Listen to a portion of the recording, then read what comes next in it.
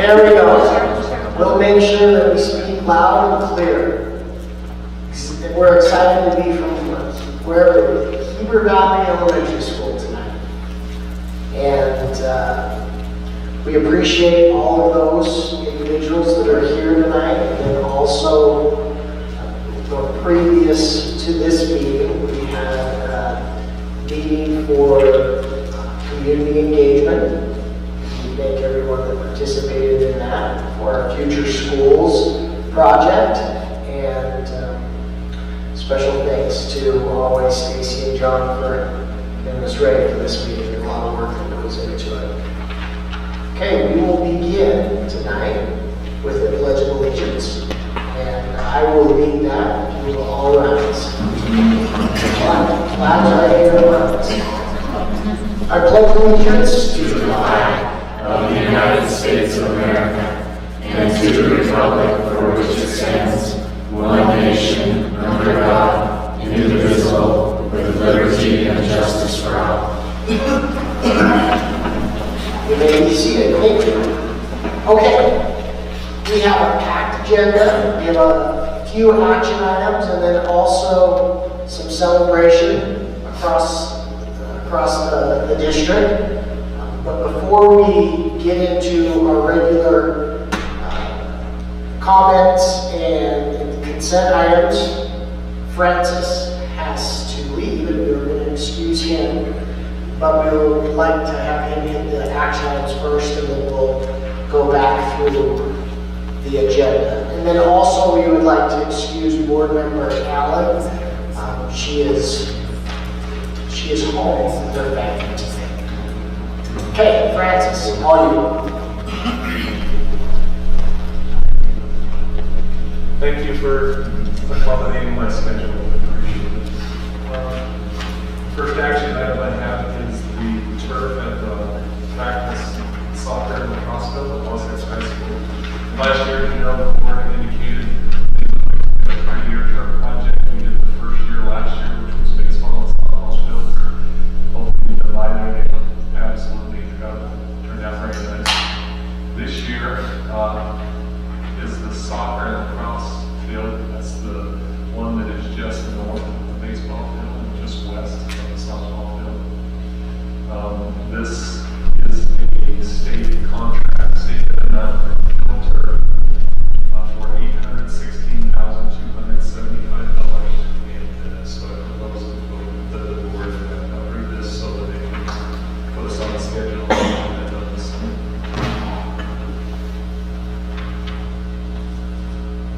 So moved. Any questions or comments for Francis?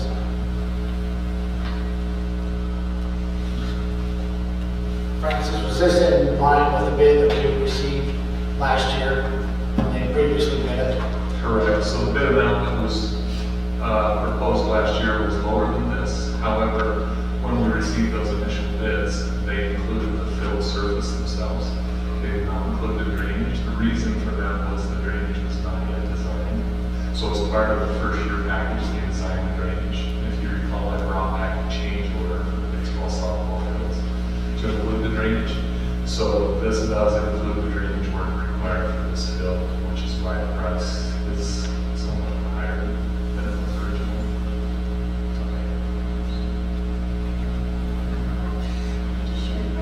When is it starting? So this is a fiscal year 23 budget item, which begins July 1st. Maybe they can start a year or two before that. They should be done by August 1st.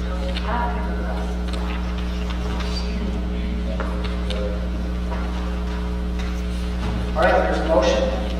A second, all in favor? Aye. Okay, passes. Thanks, Francis. Item 2 is access control system licensing. So this is the badge readers, the access control we have throughout the district. It's district-wide. We use it for access to schools. That's how staff gets into the buildings. It does allow some more flexibility. We are required to, in order to get the updates and support for that, we pay a license fee on that. There was a 1, 2, or 3 year option. 1 year was $5,000 and some change. $8,000 for the 2 year, $10,000 $10,943.07 for the 3-year, which is the best value. So it was, we approved a 3-year option for Social Security for the licensure for our software for S2 security at $10,943.07. Second. Any questions or comments? Okay, all in favor? Aye. Motion passes. Third item I have is shop costs for Wasatch High School. High School Athletics Association will be requiring shop costs for basketball. So we need to install these. It's kind of very, we word these now because with that requirement, there's going to be 41 districts trying to purchase shop costs. We have one quote for this because we consider that a sole source because it has to be the shop clock that meshes with our current score board. So the rest I had is $11,029 for Echo, and I recommend This was passed, I'm not going to comment. The Board of Trustees, which I represent, the 5860 superintendent, I was at a meeting this morning in Salt Lake. This did receive final approval by the Board of Trustees, so we're hopefully the week of first Christmas out of the gate.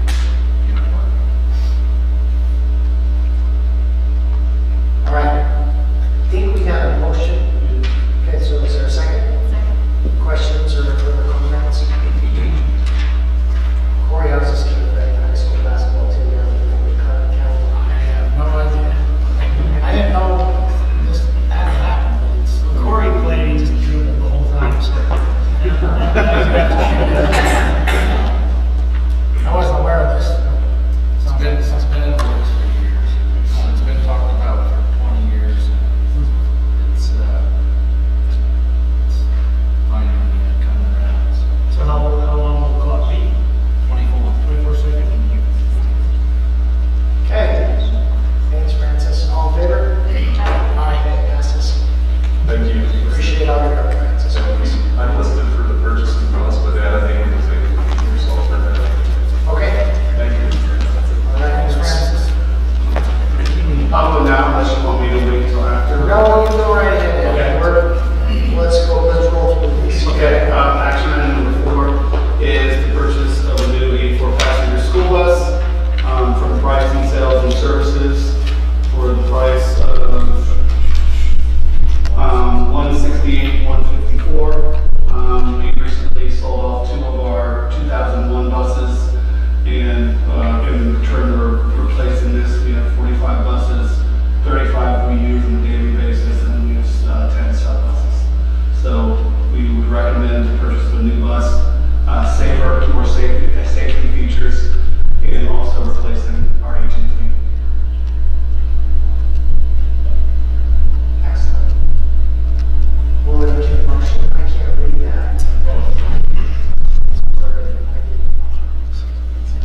168,154. So the motion that we approve the purchase of a bus from Verizon for $168,154. Okay, any questions or comments for Adam? What are some of the safety upgrades that you're getting on this bus? Well, the newer buses have higher seat backs, which creates a safer compartment for students. If anything were to happen, it keeps them within that, the seat area. And they also have disc air brakes rather than drum air brakes, which also is significantly better. Better camera systems, so you can better supervise your students as well. So those are just some of the things. Adam, I have a question. Seems like we buy a bus every year. Yes. I don't want to buy more buses, but is that enough? I mean, we're Right now, how's our fleet, Adam? Yeah. our fleet's good. We do have some aging buses. We sold off 2 this year. Like I said, there were 2001s front engine. We'll sell off 2 next year, which are also front engine 2002s. In the past, we've purchased as many as 2 buses at a time. Right now, with our fleet the way it is, with 10 extra buses, I do have 5 down right now. It's kind of hard to get parts right, COVID, everything. But we're functioning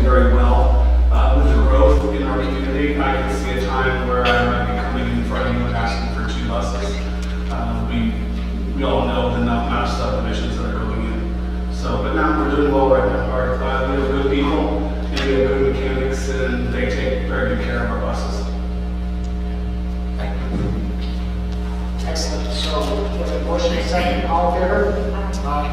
Passes, thanks. Thank you. All right, Keith, we'll have you, if you're prepared, we'll have you report. All I'm going to do is introduce the auditors. Let's do it. Let's introduce the auditors. So each year we are audited, and that this is required of all school districts, all public entities, and our auditors are IPA, and we have before us today Mr. Paul Ski from IPA. He's been with, in the olden days it was Hanson, Barnett, and Maxwell, and it was purchased by a fairly large regional CPA firm, IPA, and they've done our audit now for a while. And this audit begins like in August and it wraps up at the end of November. And so it's a long process and it takes a lot of time on their part and on our part. But we'll just turn the time over to Paul to present the results of the audit. Thanks, Keith. I'll start by saying this will be a boring audit report, which isn't a good audit report. You don't want a real exciting audit report. So it plays to my strengths or weaknesses, whichever you see those as. But I want to start, this audit was a little different in a couple of ways. The district, like all public entities, was the recipient of a fair amount of federal funding that was new to the organization.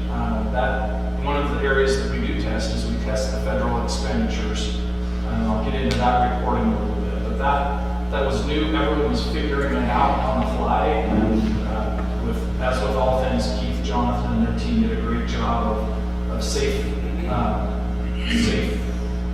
administration of those funds, making sure they went to where they should go. So we appreciate that. On our side, I'm the only person that returned from the team before.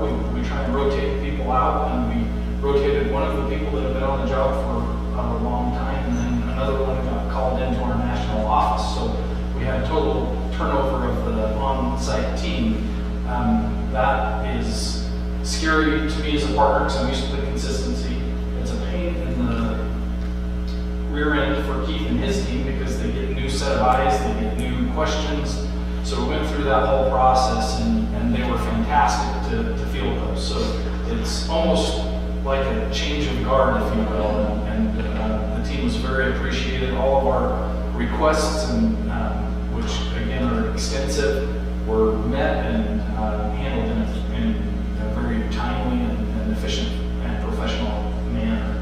I'm not going to do a deep dive on the financial statements. I hear packed agenda, and that doesn't sound consistent with going through a 70-something page report. So I want to just highlight the parts of the audit that are ours. So professional standards require that we plan and execute an audit to ensure that the financial statements that you've been emailed or given your electronic packet are materially correct. We use a risk-based approach on that. We look at changes, trends, new federal programs, all of those things go into our plan, and we were able to do that, and are giving a clean audit report for the financial statements. That means that the assets are as reported, the liabilities are as reported, operations, the change in fund balance is as reported in the reports that you receive. And the one financial comment I'll make as far as numbers is, despite all the chaos and change and different funds coming and going for different things than is passed, the fund balance did increase. So that's an indication that fiscal management was proper and in accordance with what we would expect and what you as a board should feel comfortable with. Now, we have a second portion of our audit that deals with internal control, compliance, and state regulations. And this is where we test, we do some work on the internal control structure to make sure that a system of checks and balances are in place. The purpose of that is to plan our audit. It's not necessarily to offer an opinion on the internal controls, but we do, if we see weaknesses, we make note of those, and we did not have any significant deficiencies or material weaknesses reported in that process. The last part that I'll report on is our compliance testing over the state laws. The state auditor puts out a guide, and they sometimes throw curveballs at you at the last minute. They threw a couple, but Keith knocked them out of the park, and was able to put things in place, even though some of those came down the pipe late in the game. And so we did not have any compliance findings on the state side. The federal side, in the coronavirus funding, it came in 3 different programs, really. And so we tested all of those as major programs and looked at some of the others that we historically have looked at as well, and had no findings on the federal side either. So I think I delivered on my promise that I would give you a nice, boring, clean audit report, and that is to Keith and Superintendent Switz. Management and supervision over the financial reporting and tracking of the districts. Open it up to any questions that the board may have. I would just like to tell you thanks for coming out. We appreciate it. And as we always, we're competitive, whether you like it or not. How does this district with audits compare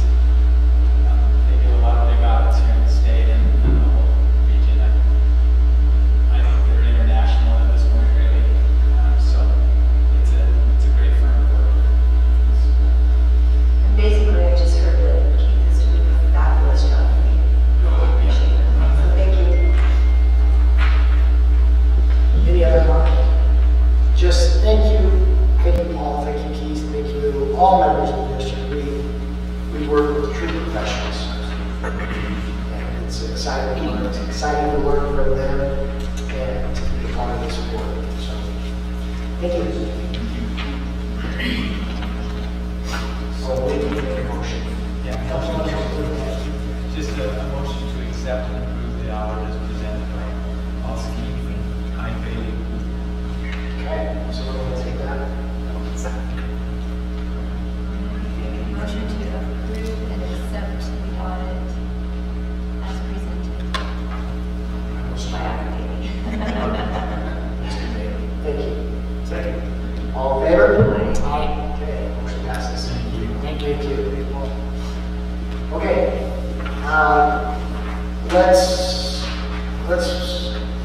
I'll entertain a motion to approve the consent items. I think this would be our last motion.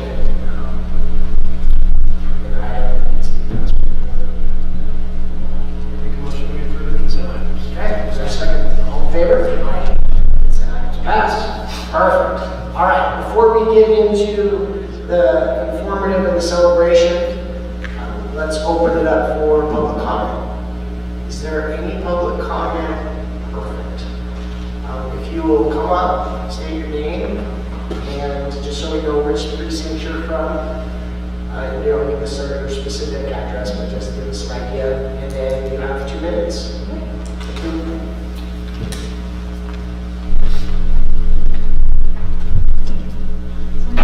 Brown. I have 2 kids that go to Old Mill Elementary School. I would just like to say that overall it's been a wonderful experience for them. Great teachers, in the Spanish immersion program. They're learning a lot. We're really blessed to be in Wasatch County, especially with what's going on in Salt Lake County and some county masks and the quarantining and everything. I just appreciate giving people the option to choose if they want to wear a mask or if they want to quarantine or if they want to test. All those things are very much appreciated. I feel very grateful to be here in Wasatch County because of that. The main reason I'm here is because I came across an article not too long ago about a school district in Virginia where some parents came across some books that contain sexually explicit material in them. And they brought this before the school board and brought up their concerns. Those books were removed from the library at that point. But I guess as a parent, that just brought up some concerns in my mind as far as what is actually in our libraries, who decides what is in our libraries, how can we as parents know what is in our libraries. I just strongly believe that sexuality is an important topic to discuss, but it needs to be done in the right setting, not by what's in the library or what the teacher needs. So I just think we really need to safeguard our children and be aware of what material is available to them. So I thought those are my questions: is how do we know what's in our libraries, and what kind of material our children have access to, and who's deciding what's going in our libraries. Thank you. I'm not prepared to answer that question. If there's anyone that wants to make a comment, they can. I would refer you to Principal Petitioner. And there's a library, the principal, and then Todd Johnson, he can also help you. It's a great resource. Who's Todd Johnson? Todd Johnson's here tonight. We do have, why don't we pause and see what other comments we have, and then Todd can either address the question to the whole group, or you can catch him after, and he can give you a rundown of where you can get those resources. But from a parent standpoint, you are welcome. You are more than welcome to access the libraries and to ask the questions that you asked tonight. Very fair questions for sure. Okay. Thank you.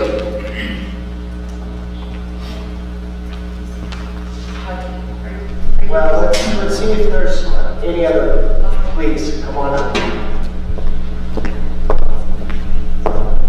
Hello, I'm Cheryl Carl, and I'm a midwife. I don't have anything big prepared. I just wanted to tell you I really appreciate that. I feel that I can come to you guys when I have something important. I have a lot of friends who there's still the fear of, being the person who calls anyone out. We don't want to cause trouble, but at the same time, we will if we feel like we have to. And I appreciate that you guys are approachable. My question for you is, what is the best way to, if we have something important that we really need to discuss, for instance, like the stuff in the libraries or whatever's going on, whether it be, for me, the COVID mitigation policies or anything else. If I write you all an email and it's like, to the board, do you all read it? And then do you talk together? Like, what is the process of you responding back to me? Or to any, and I'm asking for all of my friends too, because we're all kind of wondering just a little bit so we can really process. That's it. You all go ahead. I'm just gonna say that, I know on a weekly basis, we take every email very seriously and we discuss it amongst all of us. And, those emails do not miss every one of us. We do discuss it at length. So We say, then, did you see Cheryl's email this week? I guess I'm wondering if I could get a response. Yeah. I would really appreciate that, because last email I sent, I didn't get a response from anybody. Sure, call me. Okay. Yeah, I'm your school board. Okay. So call me.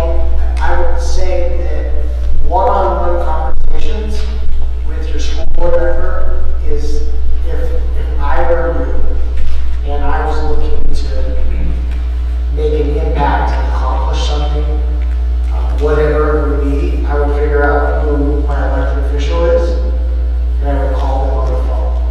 And I would have a conversation with them in person or over the phone, and have them be your representative, because that's what we are. And so, I apologize that I didn't respond to your email. I'll go back and reread it, and I'll give you a response. But I think that that's important. This isn't the best way to do it, because it's set up for a comment, it's not set up for a discussion. And so, this is out of the norm that we're having a conversation right now. Usually what happens is we hear the comment and then we move on, and this is a public meeting to pass consent items. This isn't a public meeting to have a discussion. There are a few of those throughout the year, and they're noticed properly for that. But I think that there's that misnomer that people come up to the podium and that's how they get their voice heard. And in reality, the best way to get your voice heard is call your representative that you voted for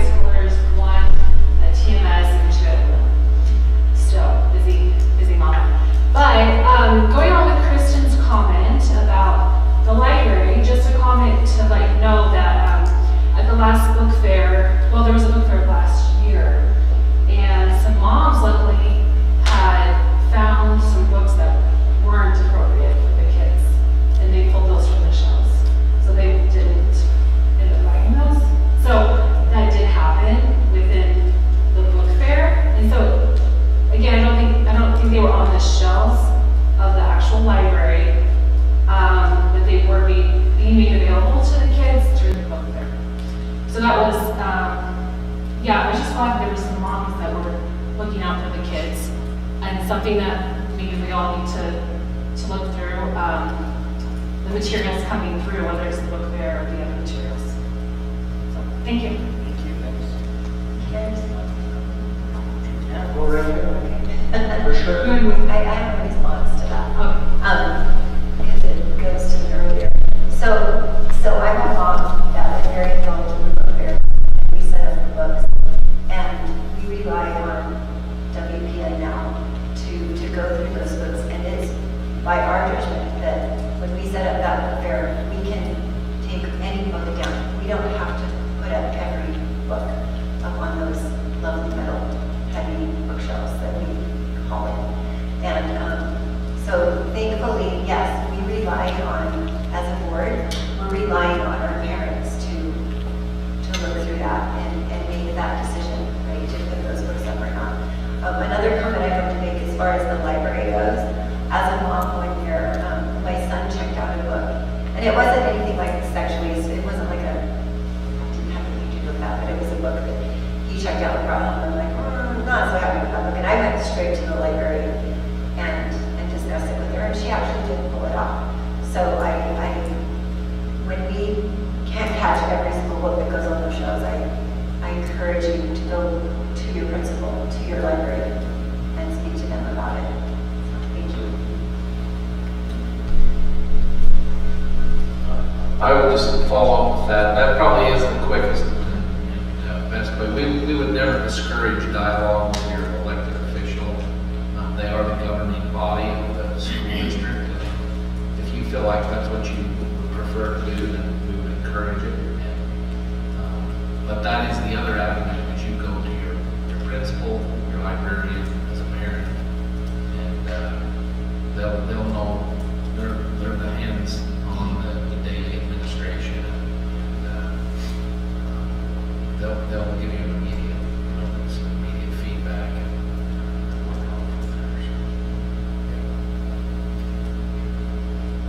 Okay. Any other public comment? Please come on up.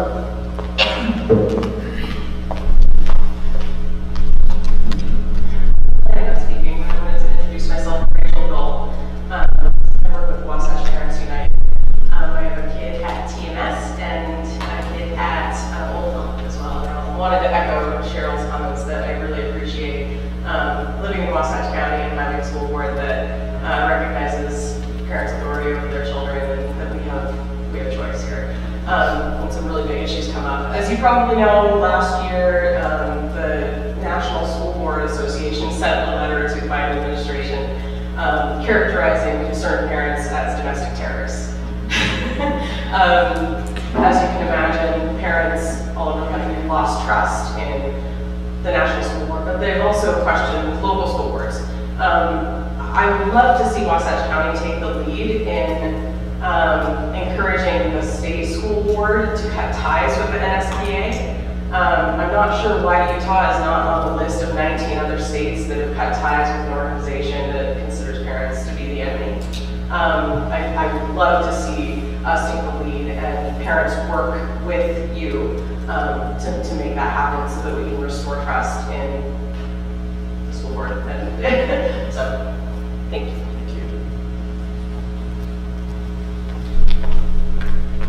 We're lucky that we have our state school board member that lives in Wasatch County, lives over in Jim Ross.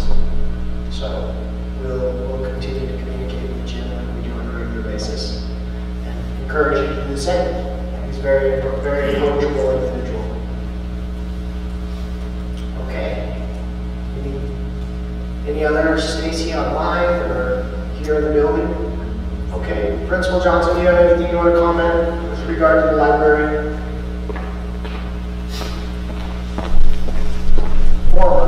Formerly known as Principal Johnson of the Wasatch High School.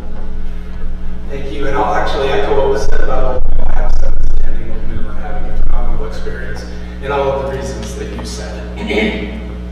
I'll just quickly say that we live in a fantastic district that relies on specialists to make these decisions.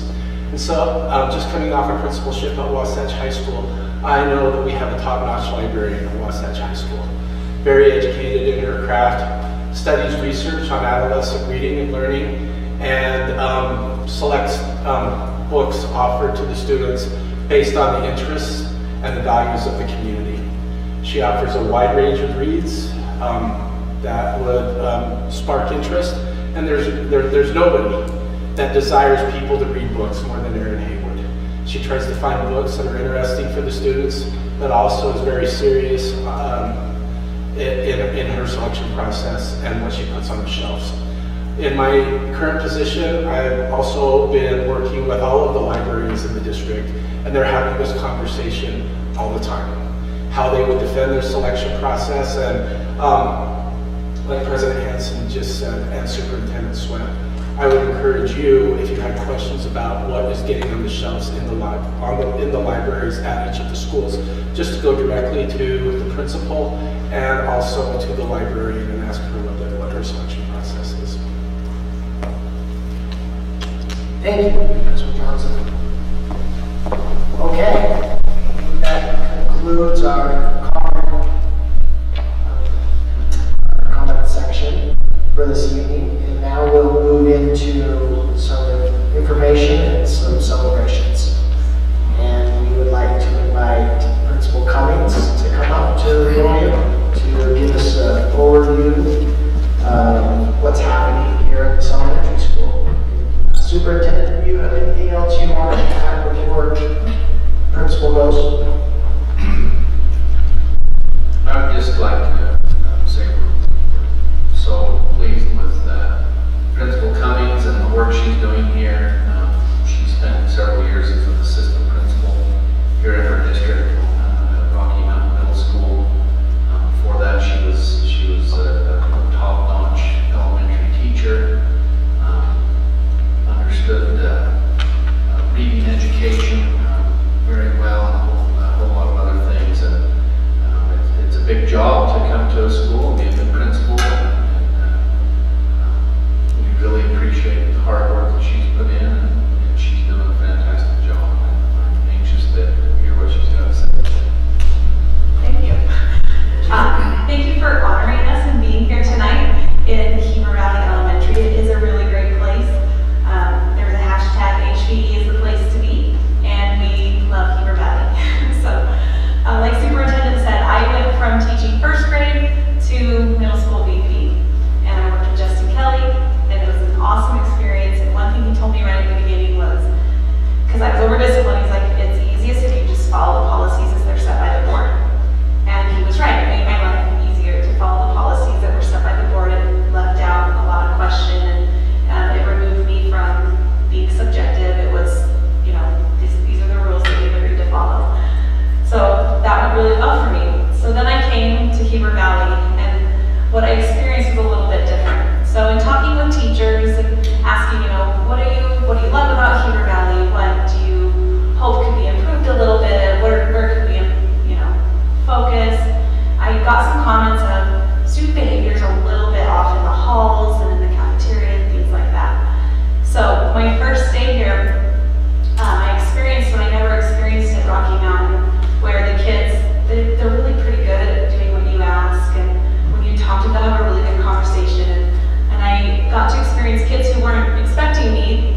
They, you know, I'd gone around and met them, but this is a new person in charge, and children react a little bit differently. So I experienced some kids on the floor, some more crying, trying to run away, more things like that, which I wasn't quite ready for, because I was like, wait, can't we sit and have a civil conversation?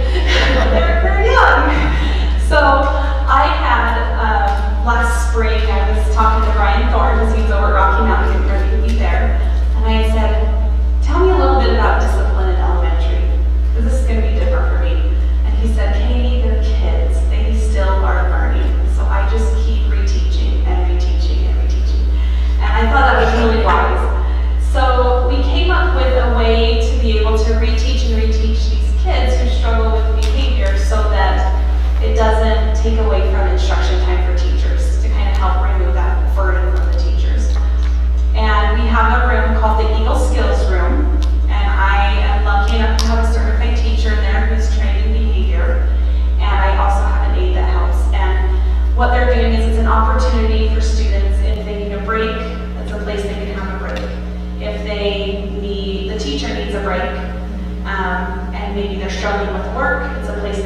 come to get one-on-one help with work. Also, if the student needs to be recentered, refocused, that's a good place to go get refocused. They're able to think through what's happened in class, talk about how they feel, how they can fix it, and then they do restorative practices so that they can go back and the air can be clear and they can be comfortable back in class. And it's been really good to see students, you know, you have some high flyers, and it's so cute when they'll be in there and someone else will come in and they'll be like, we don't do that. You don't lay on the floor, you just sit on the chair. And they'll like help the other kids know what they should be doing.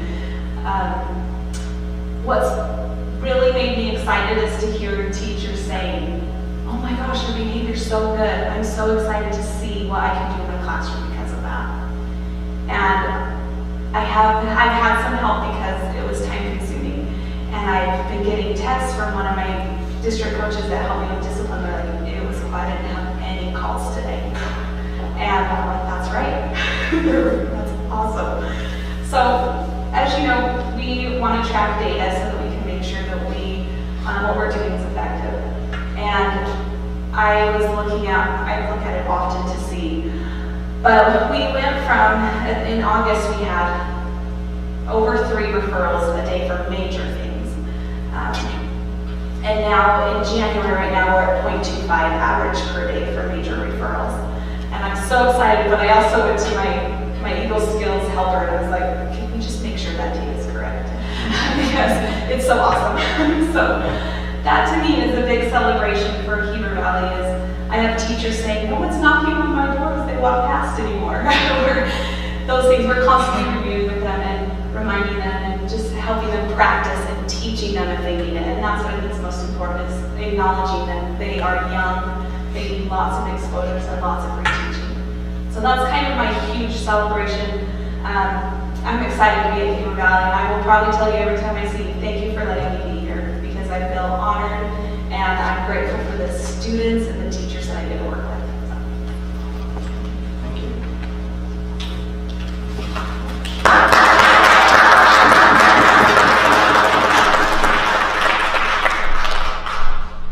It goes right back. Thank you, Principal Cummings. We're lucky to have you be one of our leaders in the district. We're excited for continued success at this elementary school. Okay, last but not least, we'd like to invite Dr. Campbell to the podium. And we're excited for this. We've heard a lot from Eric over the last month about his PhD dissertation and that he defended. And we're going to do a small summary of that. It might be a little bit more than what we expect, but we expect good things from you tonight and hard questions to come. So if you would like to introduce what you have planned for us and just kind of frame it up for not only the board but for the audience. But we're glad that you're here presenting this tonight, and again, we're lucky to have another doctor in our district administrator group, and thanks in advance. Thank you very much. I was just going to read all 130 pages word for word. That's okay. That is not fun. That is no, I can tell you the other ones that are abbreviated version. So I'll get this as quick as I can. I need to start off first with thanking the board for allowing me to have this experience. You know, we use the district data to do that. I need to thank Superintendent Paul Sweat, who's a major proponent of me doing this, major support for me. Also, I think my sweet wife and kin tonight, who, if anyone deserves an honorary doctorate, it's her. She pages. I'm sure she'll never get those minutes back in her life as I went through that. But my goal this evening is just to briefly go through some of the things that we found. I love that I can share about our district, you know, as a dissertation. So, as most dissertations go, the titles are way too long, and so but I thought the first part was delivering on the promise was kind of how I themed this dissertation, and I need to start off with the most important part is why.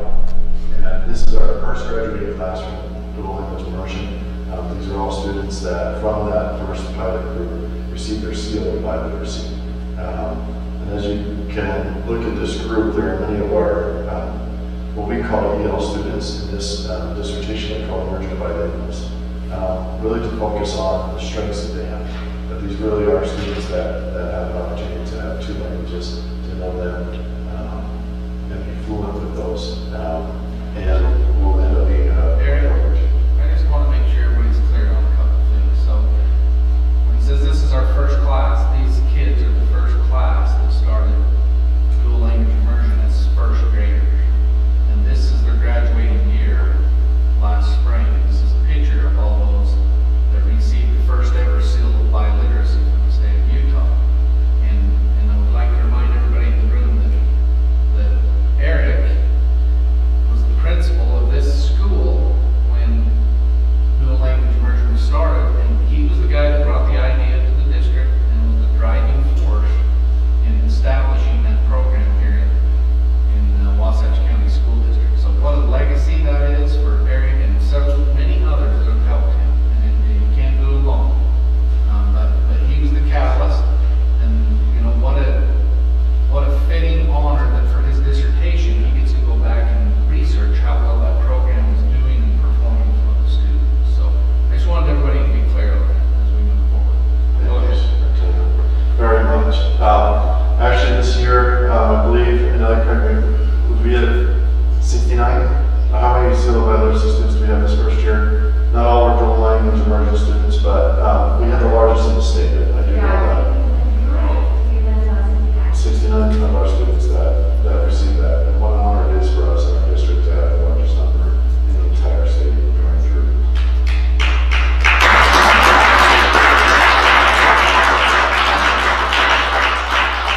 Thank you. So just quickly, I'm just going to hit kind of the context and the purpose of the study. I'm going to hit just some brief, what the research questions were, some of the methods that I used. That's the part where your eyes will roll back in. I will talk about the results, which I think is the most exciting part, and then some implications for us and also for the state, and also really for the national research on dual language immersion as we move forward. So some important aspects of this and why I chose this as a project. Not only was it this program that we needed to evaluate how we were going for, but focusing on our EL students again. What I love is the word emerging bilingual students.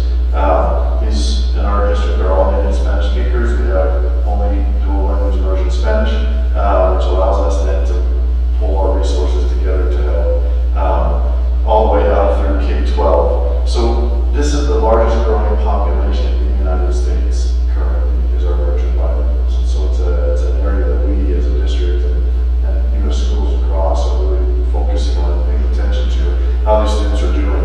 And as a matter of fact, 8 out of 10 U.S. districts have emerging bilingual students in their district.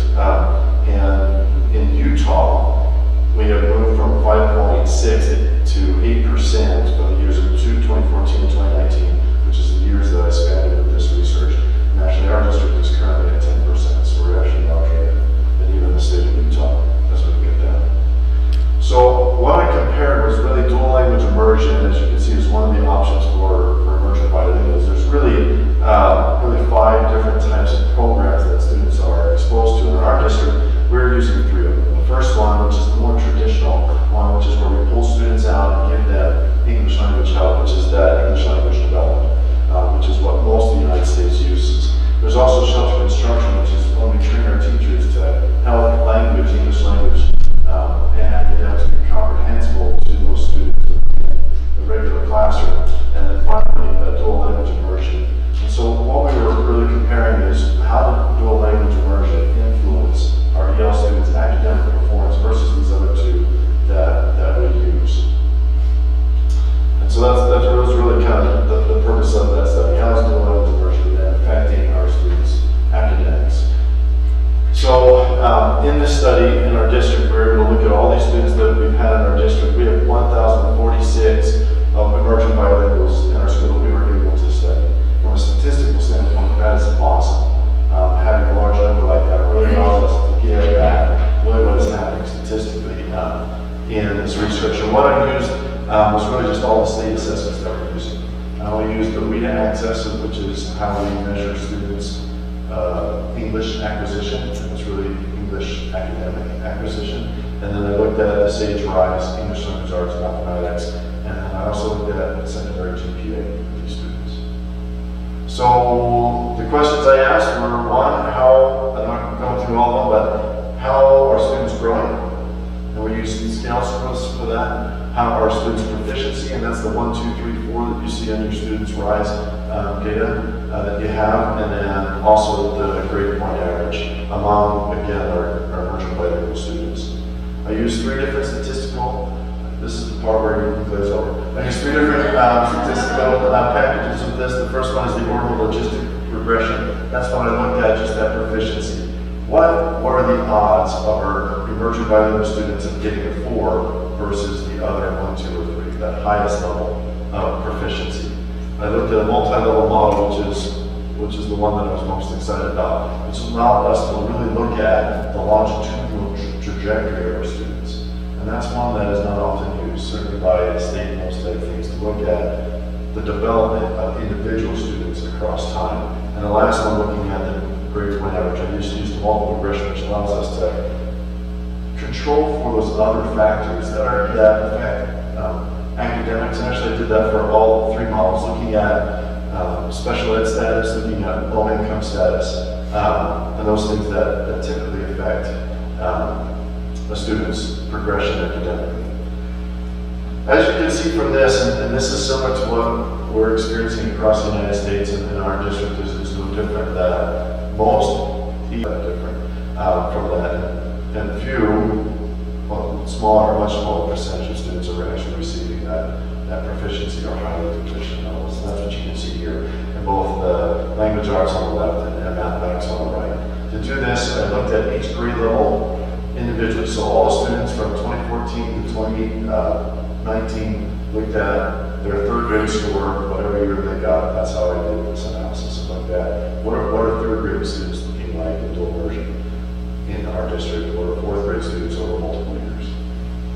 What I found was that looking at it, again, this is the way the state looks at our data, it wasn't a very significant way of looking at this data. I only found significant differences statistically in grades 4, 5, and 6, in English language arts, and in grade 5 in math. And really the effect size was really small. So really this wasn't a great way to look at how is this program doing. Basically this was telling us maybe there's no difference in the trajectories of these kids. At this point, I was like, oh, shoot, we need to find a project because it's not very interesting. So then I looked at this multi-level model, which is one I was pretty excited about. This is just an example of really what students go through. That academics is really a developmental process, and it's so different for all our students. So this is just a sample of 120 of our emerging bilingual students across all their grade levels, from kindergarten through 11th grade. This is looking at that media access, which again is the academic language acquisition. You can see all the different trajectories of these students. The other thing that I liked about using multi-levels allowed me to use every student's piece of data. So in most statistical analyses, if you want to look at something longitudinally, if you don't have a student that was here from kindergarten through 10th grade, you have to get rid of their data when the statistics don't work, which really is a very small sample, not a real true vision or picture of what's really happening. So this one allowed us to look at every kid, even if they had 1 year data, we could look at that. It was really exciting. But I kind of geeked out. All right, so whether we know or not, it's really exciting. it is. So again, the things that I controlled for were gender, socioeconomic status, IEP status, and again focused on that DLI status as a difference maker. And I looked at these all data points across all their years that they were here in this district. This is, now this is the interesting part. I think you're really geek out with this. This is the WIDA access that we see that are dual language, which is in red. Those students start about over 50 skill points below the non-PLI students when we start off in kindergarten, as we're testing the students each year.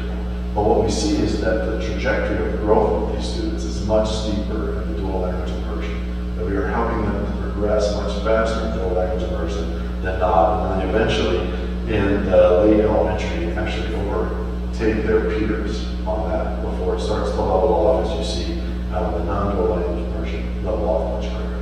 So that was a very exciting finding for me, so that's why I kept this project.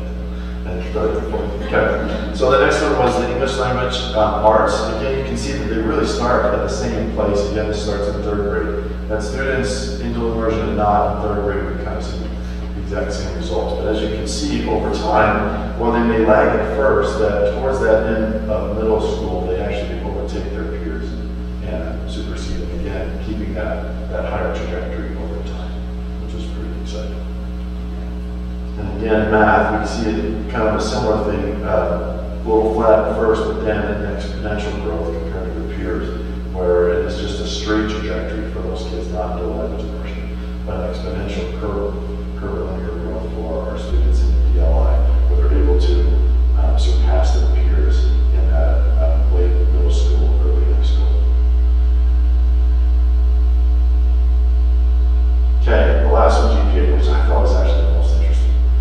So I say it's best for last. So what we found is that EL students, emerging bilingual students, GPAs from middle school to high school tend to go down, which is probably a whole other study that we need to do and look at that. But yet, what we found again is that as they're moving from middle school to high school, that are emerging bilingual students in dual language immersion are actually able to surpass their peers with GPA.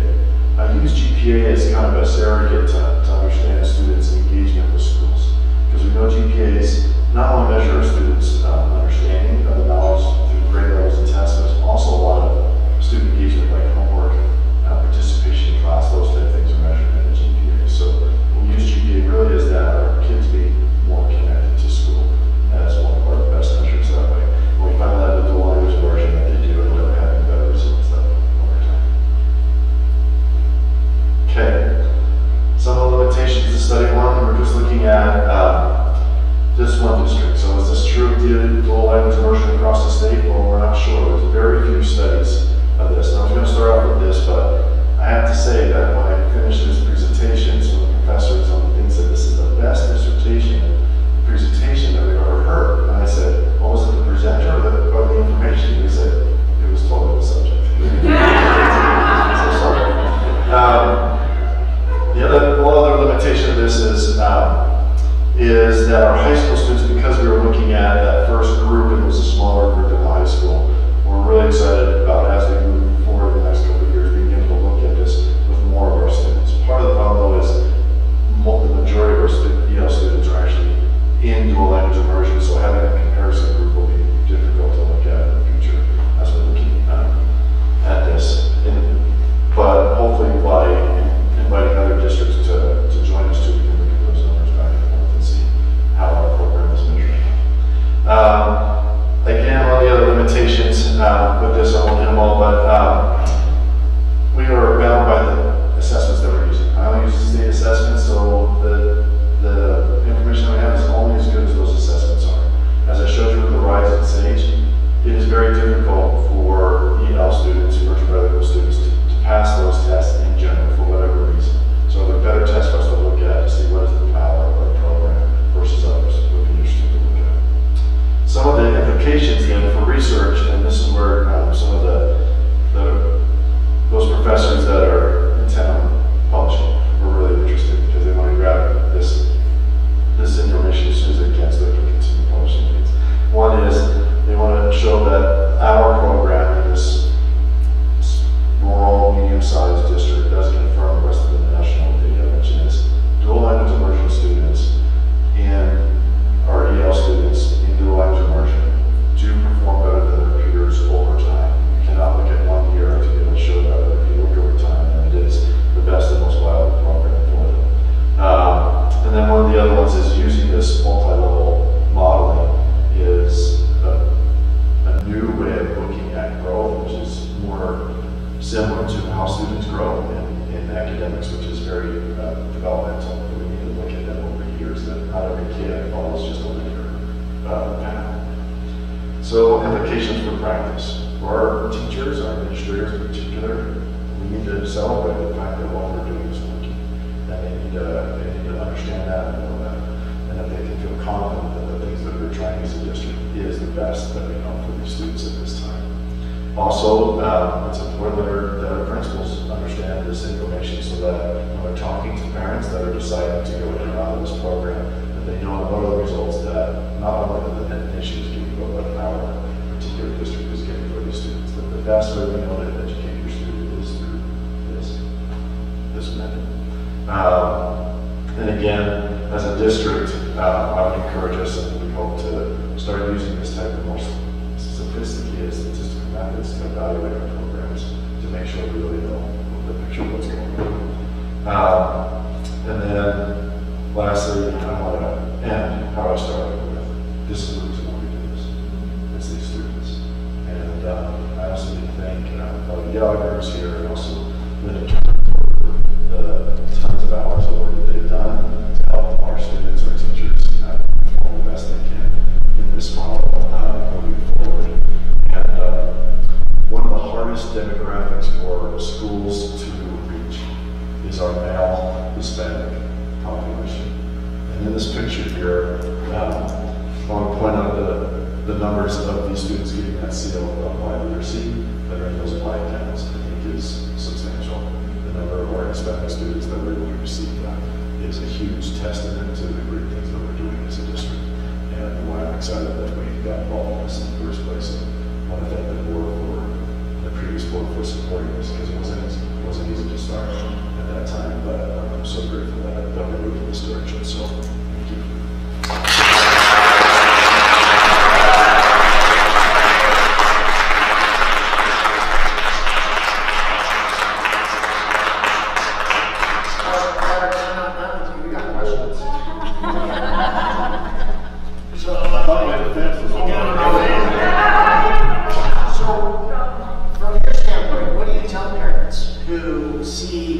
that curve somewhere along the line and want to pull their kids out of the program.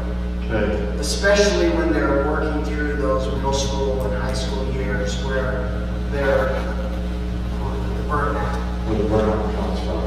You know, and that's why I think, and again, why this is such an important research study for us to look at again, not just for our district, but for Al, because there really isn't longitudinal studies that have done it this way to look at individual students' growth. I think this knowledge really puts us in a position of power for our administrators and teachers to really talk to people and say, the benefit of this program is the time that you put into it, and that there is a eventual better outcome for your students over the long term. And before we haven't had this type of data or these graphs to be able to show parents concretely or our teachers or administrators that this is indeed the story of medicine for our students. That's great. Any other questions? Brett? I have a comment. Earlier in the meeting today, somebody brought up that we did Garrett did an awesome presentation of just things that are going on in our district that's really positive. I mean, these celebrations are awesome. And we talk about it in our board meetings, and it's, you know, and the parents who do show up to our board meetings get to hear about these great things. What can we do to get your study out there, you know, for the rest of the community to understand the great things that are going on? Maybe like in a shorter.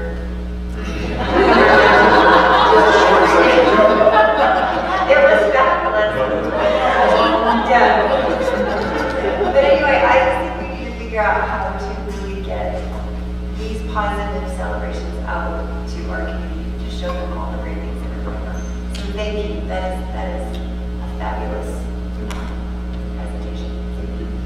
It's a great point. Board member Dickerson and I, you know, that's what I was thinking. I wish all 35,000 people in Wasatch County could be here and get a flavor of, or have been to the meeting earlier, get a flavor of the talent that we have here in this district. It's really phenomenal. To have the amount of PhDs that we do. We have 4 now in our district office and a pretty small staff. We see the amount of expertise that goes in behind these programs that these guys are on top of and helping with and helping to design things. And it really is phenomenal. And it is throughout. And let's not take anything away from the other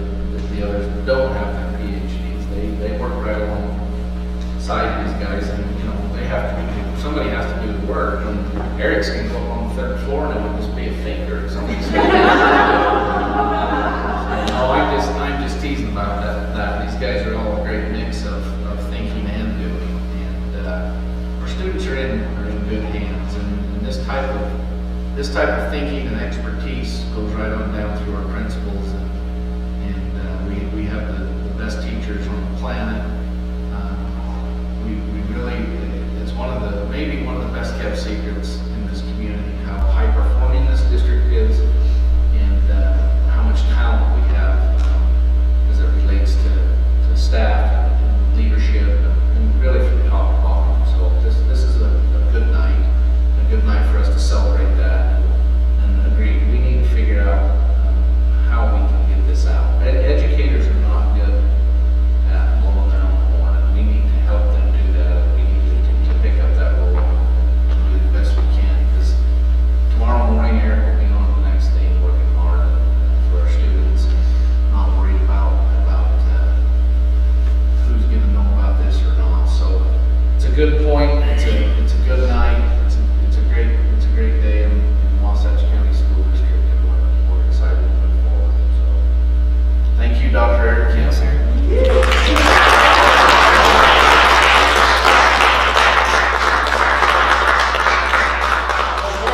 That concludes the majority of our meeting. Real quick before we wrap for the night, from a board report standpoint, I'm going to put our esteemed Director of Communication on the spot. So here's that. We'd love to hear about just your overall point of view of the meetings that we've had this week and last week.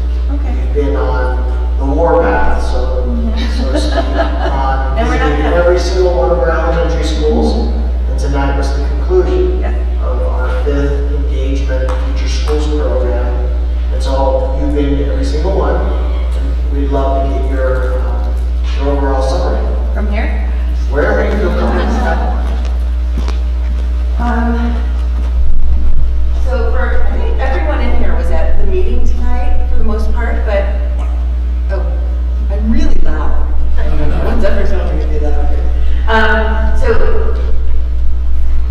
the meetings we've been having, the community open houses, engagement sessions that have been a part of the Future Schools project timeline, and everyone has been to one of them so far. Of the board of ed members, some have been to 2, 3, or 5 if you're board member James, which is commendable.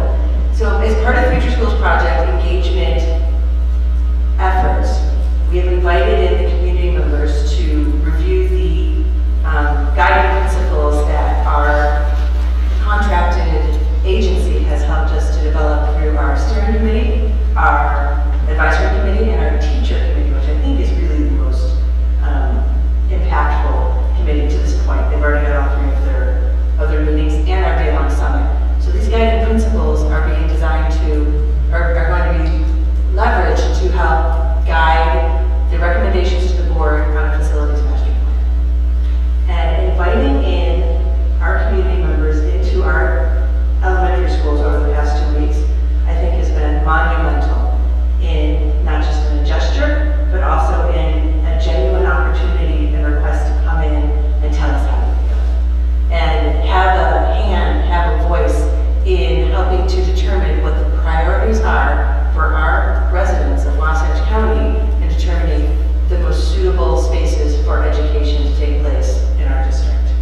I would say we reached more than 200 people over the 5 days, probably give or take. We still have a Zoom meeting next Tuesday at 6:30, and we are working with Board Member Dickerson has the Jordanelle community, setting up a meeting with the Jordanelle folks, as well as Spanish language meeting ideally at Todd Hollow, so that we can have that happen before the recommendations are worked on during February and reviewed by the advisory and steering committees in March, and then presented to you all as options in April. Kim, I don't know, what else would you possibly say? I think it was, in my opinion, I felt really great. about seeing faces I've never seen. When we see somebody here and there at the board meetings or in other places, we saw a lot of members of the community who I've never seen and I know who haven't been in our buildings before. And I'm hoping it's just the first step in welcoming in members of the community who don't have kids in school so they can see what their investment is really looking like and things like what Eric does and how that parlays into, or Dr. Campbell, how that parlays into achievement for our students because it's the whole package. So I think it was amazing. And how was your take, Tom? Tom was challenged us for Midway to maybe be the largest of the community meetings in the city.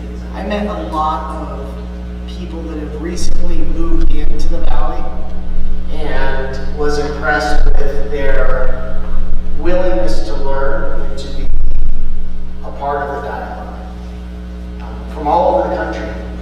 I think that was my takeaway, was people that have moved here recently for one reason or the other.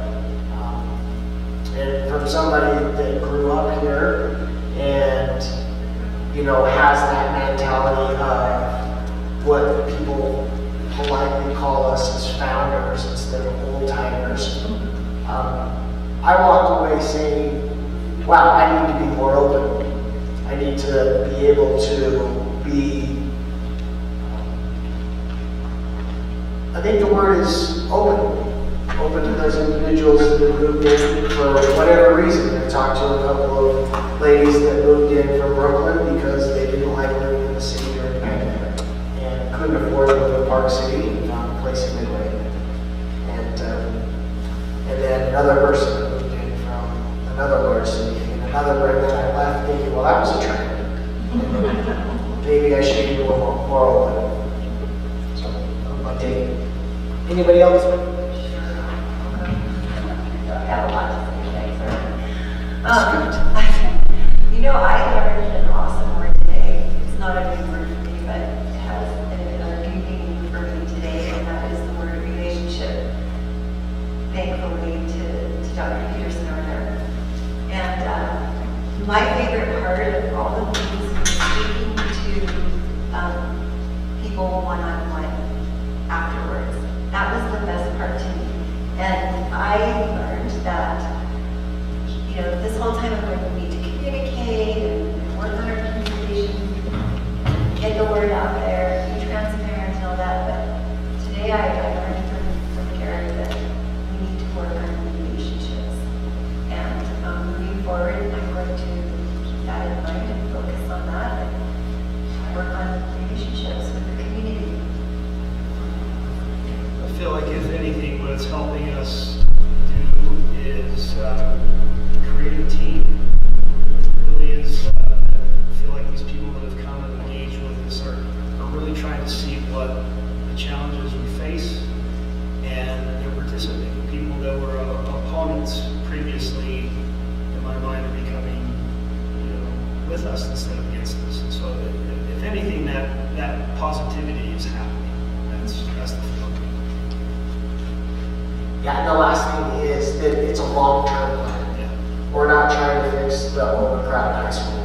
We're putting together a structure that we can rely on for future decisions that we need to make for the growth and for the facilities. And by doing so, hopefully we'll have a plan for the high school, but in the meantime, we're looking a decade out, which is good. People like to hear that. I think it was exciting to see board members at each of the meetings, and I tapped into, Corey, really, I saw you sit down with so many individuals and just have fun chats. I really saw each of you shine and get to show folks your personality, and that we know already because we know you, but having confidence in the elected officials to know that you guys are real folks who are willing to literally sit down and listen, and I think it's just start. Maybe not, well, it was actually 6 because we spoke to leadership people today as well. Maybe not 6 in 2 weeks, but ultimately that sort of open door, going out to communities, giving them opportunities to see you, the people who are on the ballot instead of our representing them, but in a real comfortable and more casual situation. I think it was really pretty awesome. You guys did a great job. It was very cool. No, you did an awesome job. Thank you for your commitment and being there and helping us throughout the whole process so far. So we appreciate it. I appreciate that. Thank you so much. All the things you just did right. I was looking for. No, I'm just kidding, Stacey. You're always great. Help us support you know. So, okay, Superintendent, anything you'd like to round up? I'd like to have Dr. Jason Watt come forward and go with the board as a little proposed change in our code protocol. Let the board weigh in on that. This won't be so much a change in protocol, it's a shift a little bit in how we start reporting numbers now. We want to always be as transparent as possible and let people make their own sort of conclusions about our numbers and what's happening in the schools. And in the past, the state really sort of mandated how we report numbers.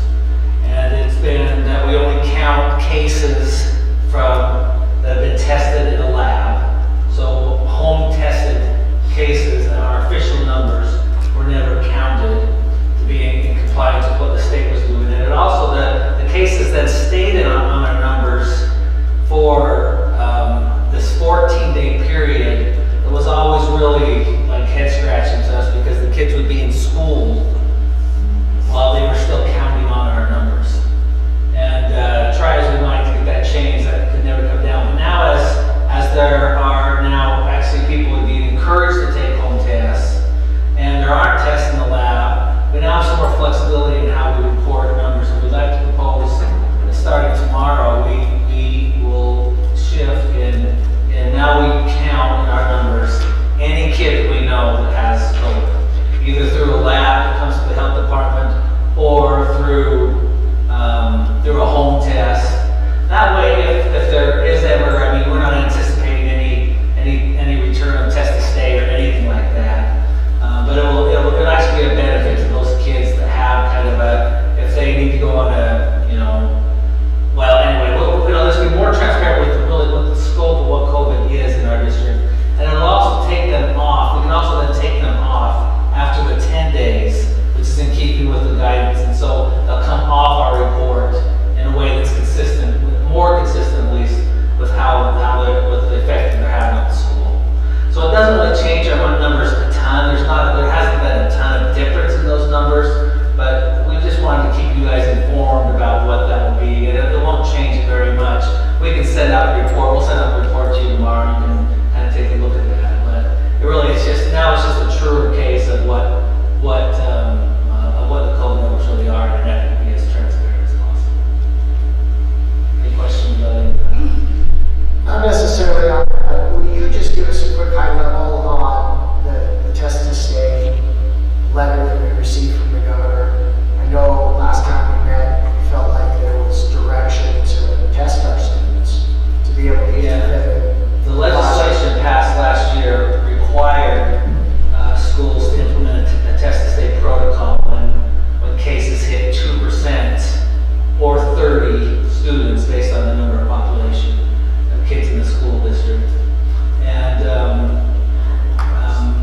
but last week, the letter was actually sent by sorry, did you have a? You said in the school district, you meant by Sorry, by school, yeah, by school. Last week, the letter was sent by the governor, the Senate president, the House leader, and the state superintendent. There was a combined letter from those organizations informing us that the test to stay protocols will be suspended for a couple of reasons, one of which is a lack of tests. And the other reasons they pointed to was that there was some question about their effectiveness, really. That some of those tests were not picking up on where there was a lot of false negatives, so they didn't know that it was that effective anyway. Plus they just don't have enough tests. The letter also then gave schools the option to go to an online environment if they wanted to during these 2-week periods, because previous legislation had also required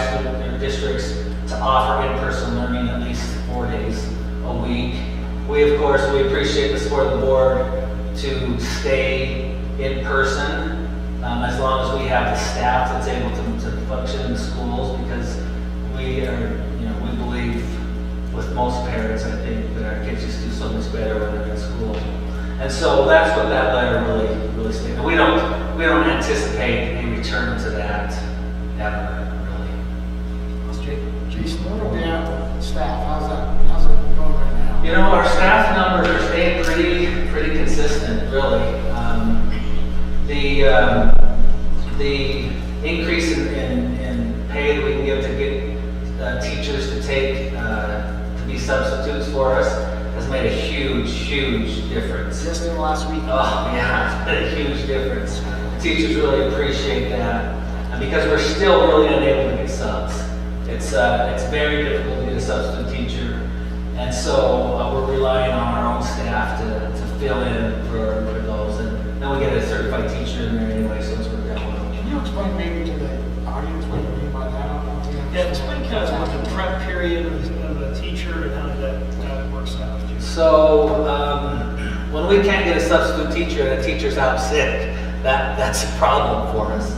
And so we often rely, especially in the secondary schools, to say, hey, teacher, this teacher who's sick teaches, first, second, fourth periods. Can anybody that has a prep period during that time, can anybody come and take the class for them? There's a sub-plan. And so we've been asking teachers for months and months and months to do this. And what that does is it takes away their own prep time. And so then they go home and they're doing their own grading and they're doing all their own preparation by themselves. And so we have always paid teachers for that. That's been a pretty small amount. It's been a $15 amount per class period they took.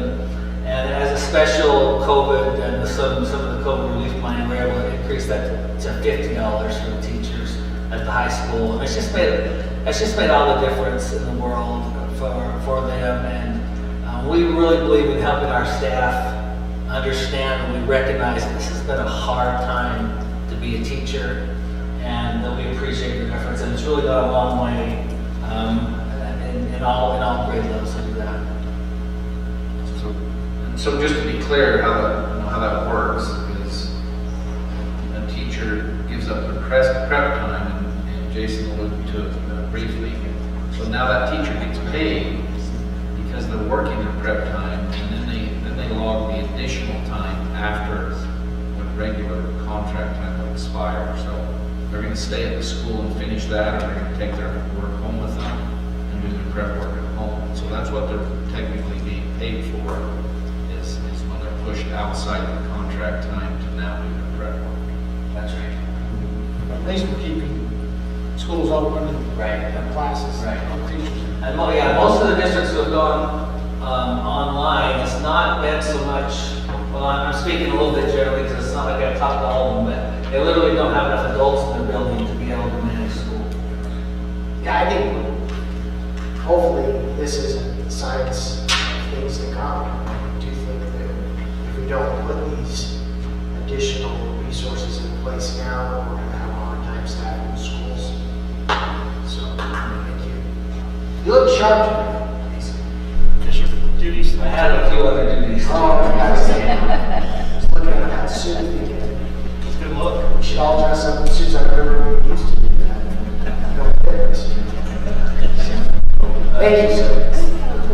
Sure. How do we increase like substitute teachers? How can we get like Bill was saying, like the word out so there's more options to go to when that happens? Because I appreciate the school staying open. So yeah, that would help me out. It's like Jason's kind of first try.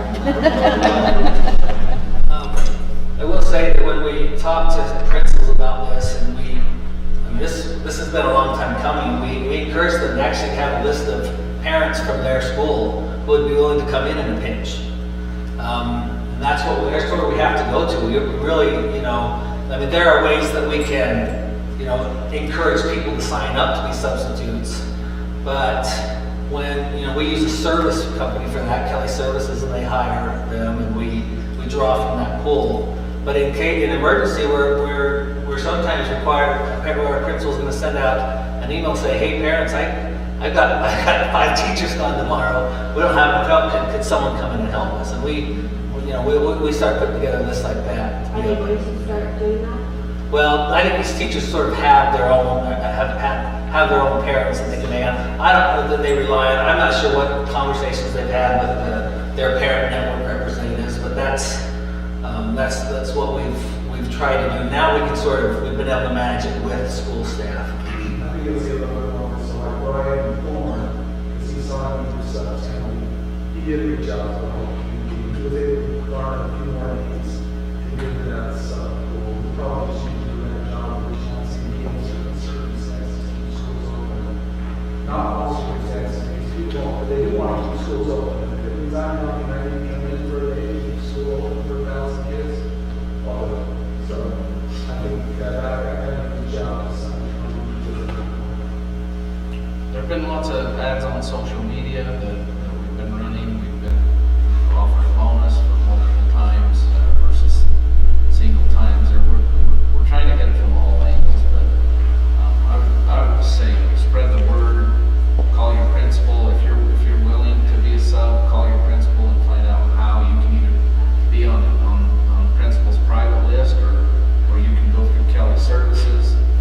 I was just wondering what those requirements were, because I don't think that the word is getting out a little bit, but then, like, I have a college degree, and I don't really know what the requirement would be, but I would be willing to come in and help, you know? Yeah. So I think that communication maybe just isn't quite. Yeah, we can keep that up. We can figure out the best way to get the word out, and then if there are any requirements, and then if there's any compensation, but that's something that is noted, and we'll discuss it. Just, what is the rate that they can get per day for some? I think the sub rate now is approaching $100 a day-ish for a teacher. It's a little. I think there's a different rate for someone with a degree and someone without a degree, but that's through the Kelly Services. Yeah.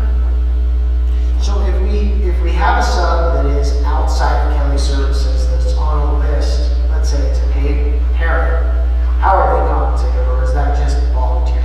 Well, so that's why this is sort of like when we're in an emergency, because it is a little bit tricky for us to do. I mean, our subs are fingerprinted through Kelly Services, and so Background check. there's all those things. So we have to be. We don't just bring everybody in. There's a process that we need to go through, and so really we want a fingerprinted list of people that we could do, and then we can maybe work something out. We're trying to get as many people through Kelly Services as we can, because that's who does all that for us. That's ultimately what everyone would have to go through. There might be an emergency day or two, or if you're a known quantity by the principal, but it would eventually all go through that process. If you ever see like me or Eric in the classroom, you know we're getting desperate. That's when you call your principal. And I just say, superintendent, you're worried about Eric's information getting out. I think you forgot, we just streamed that on YouTube. It's probably viral right now.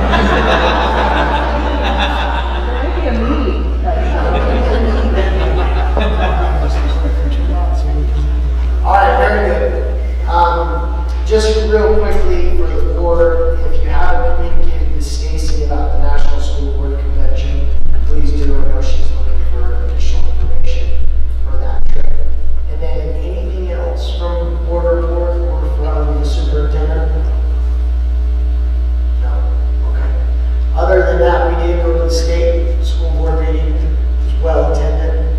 I think the public should know that you have a very engaged school board, a very young, spry school board compared to some of the other school boards across the state.